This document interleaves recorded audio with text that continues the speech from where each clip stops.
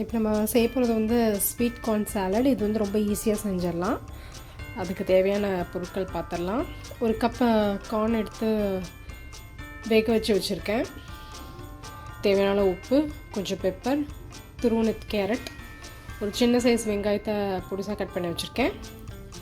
கொஞ்சம் ஒரு சின்ன சைஸ் தக்காளியை பொடிசாக கட் பண்ணி வச்சுருக்கேன். 1/4 டீஸ்பூன் சில்லி பவுடர், 1/4 டீஸ்பூன் வந்து சாட் மசாலா. இதான் தேவையான பொருட்கள். இப்போ எப்படி செய்யலான்னு பார்க்கலாம் வாங்க. ஃபஸ்ட்டு வந்து நம்ம வந்து கார்னை வந்து போட்டுடலாம். ஒரு பவுல் எடுத்துகிட்டு அதில் வந்து கார்ன் ஆட் பண்ணிக்கலாம்.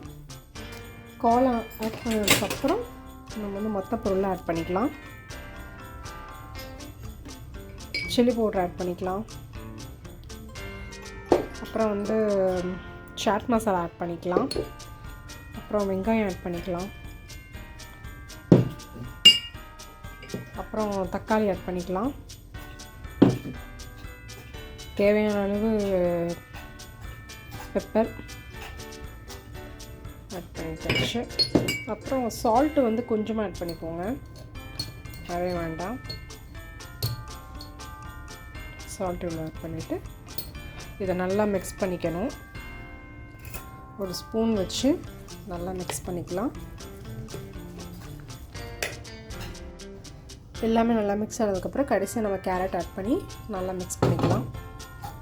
நல்லா மிக்ஸ் பண்ணால் நம்ம சுவையான கார்ன் சாலட் ரெடி.